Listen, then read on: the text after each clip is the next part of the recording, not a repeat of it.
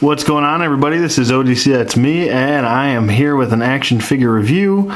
This is my review of the DC Collectibles Batman Arkham Origins Batman figure, and wow, I just gotta say that this is a very well done figure. I'm gonna go ahead and say that this might be one of my favorite Batman figures, might be top 5, and this is, I mean, I love everything about it. The look of this figure, it's just so well done. The articulation's so well done. This kicks the crap out of the Mattel Arkham Origins Batman. It really, really does. He's just very well done. I love the cape. All the details great. He has way better articulation than the Mattel version, which I'll get to in a little bit with a little comparison of the two. But for now, let me just tell you, I do like the game. I'm not going to do, I'm not going to post my official review until I believe me, Rob, and Olivia are going to be doing another Rogue show. So within sometime in the near future. So I wanted to tackle that subject on the Rogue show. I do have an official review already done. I'm just going to upload it after the show, I think. But as far as I'm concerned, this is the this is my favorite look out of the 3 video games for Batman. I really, really like this look for Batman, the gray and black version. I just really like everything. I dig the whole 5 o'clock shadow thing. I like that. That's really cool. I like the gauntlets a lot better than the other gauntlets. They actually hold up a lot better. They seem a little bit more stiff. Everything about this figure is pretty much really very well done, and I don't really have any complaints about this figure. The articulation is very. I wasn't expecting this thing to have very good articulation, but it does. It has very good articulation. But before I get to that, let me get to the package. I couldn't help it. I know I normally open up the packages, but I couldn't help myself. I couldn't wait any longer. I wanted to get this guy out of package. So here's the packaging. It kind of looks like the remote claw packaging. A little bit, maybe a little bit. Maybe it's just me. But it says Batman up top. Looks very nice. It says Arkham Origins on the bottom. It says Batman action figure. And on the back, you have a little pamphlet. If you open it up, it actually opens up like this, and there's a couple other DC Collectibles figures. But in this wave, there is Batman, the Joker, Black Mask, and Bane. If you checked out my unboxing video, you know that I have the entire series. I also, just in case nobody knew, the Killer Croc just was released, so I believe he's available for pre-order on Big Bad Toy Store.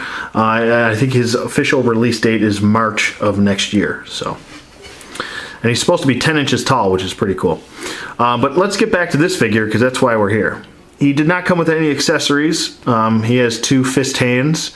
Don't really mind. I mean, one accessory would have been nice, whether it was a Batarang or it would have been nice if he came with the new remote claw. I thought that would have been a nice touch for them to add in, but who knows? We'll probably get different versions of Batman. Maybe we'll get a nice battle damaged Batman. That would be really cool.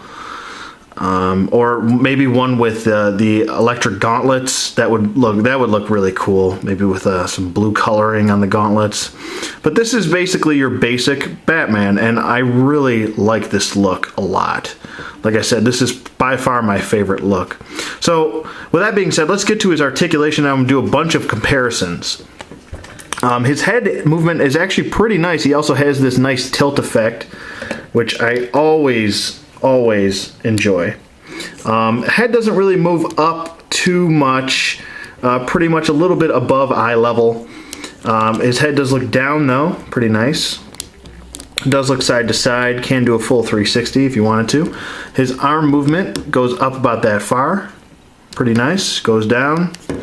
It can't do a full 360 because the cape is hindering it, but that's okay. He doesn't have a bicep swivel. He does have a elbow swivel. He does have the hinge at the elbow. He does have, like I said, the twist at the elbow. He also has a twist at the wrist and a wrist hinge, which is very nice, like that. He has a nice ab crunch, works really well. Waist swivel. He's got T-jointed hips, which is a surprise to me. I didn't think he was going to have that, but they do go forward, back, and they go out. So that's really nice. I mean, DC Collectibles definitely stepping it up with the articulation here.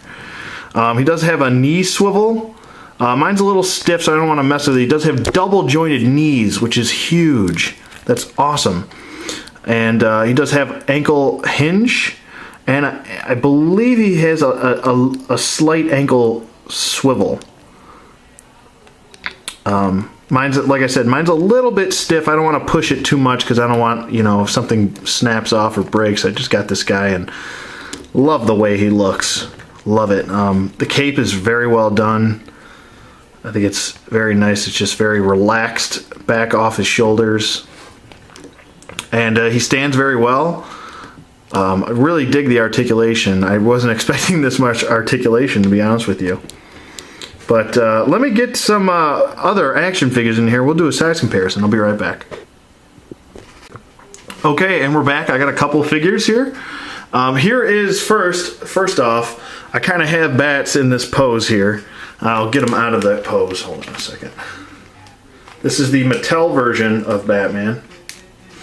And as you can see, I mean, this Batman is just, I mean, supersedes this Batman. I mean, this Batman's lacking articulation in certain levels. I saw that a lot of people weren't agreeing with my review of this guy, but I mean, compared to the DC Collectibles version, you know which one's better, which one to really spend your money on.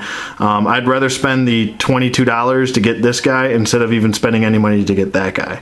Like I said, if you're looking for just one version, this is the version to get, not that one. So there you go. Here is the actual go in order. Here we go. Here is him standing next to the Arkham Asylum Batman. So I mean, you can see the progression in his suit here. It's pretty accurate to what his suit becomes, as you have here. The gauntlets are pretty similar. Even the shin pads are pretty, you know, they're pretty similar. It's supposed to be the earlier suit, but you can definitely tell here that you know, this is the earlier Batman. So let's just put him in the back there. And then here's the super articulated from Series 4 Arkham City. I brought the super articulated version just because I wanted to show you the progression in their articulation. They decided to get rid of the diaphragm joint here on the Arkham City Batman and go with just an ab crunch, which I think works better, and they raised the ab crunch up on this guy so you can have a waist swivel. This guy didn't have a waist swivel, so that's pretty nice. They also gave us the T-joint hips, which I like much better instead of the kind of ball-jointed hips this guy had.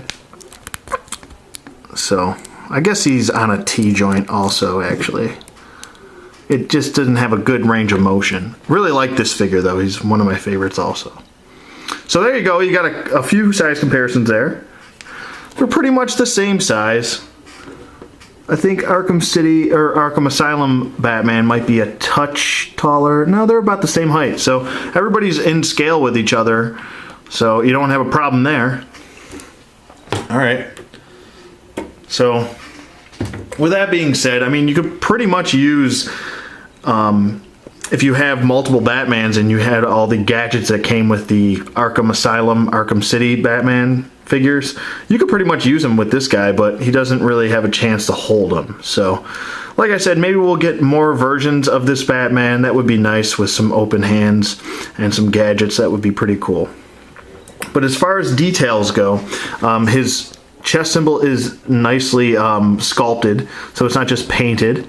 I mean, obviously the detail on here is very well done. The knee pads, shin guards. The knee pads are actually self-sculpted, separate pieces on here from the shin guard, which is a huge plus because, I mean, you kind of have to do that. Even the feet are well done. A little bit on the small side, I think, but nothing too bad. I really don't have anything to complain. Oh, he's only got one peg hole, sorry. Really don't have much to complain with this guy. I really like the face sculpt. Let me just get in here. I'm going to really try to get in. Really liking that face sculpt.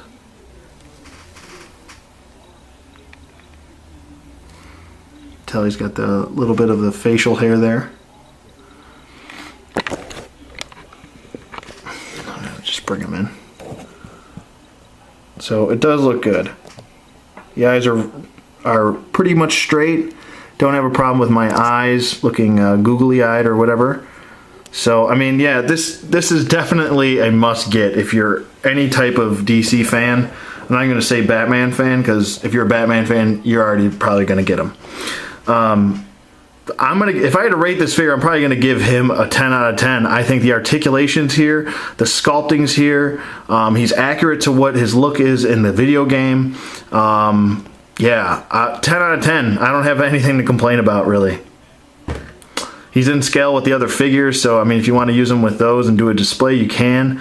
So yeah, that's pretty much all I have to say. Nice packaging too. I like that. I really like that new packaging. So as far as I'm concerned, he's pretty much a must-get, not just a pickup, but a must-get, and not a musket like a gun, a rifle, a musket, but a must-get. Yes, there we go. Anyways, I'll stop being a dork now, and I hope you guys enjoyed this review. Definitely pick this guy up. He's really great. Definitely an awesome addition to anybody's collection, and let me know what you guys think in the comments below. Thanks for watching, and I will see you guys on the flip side.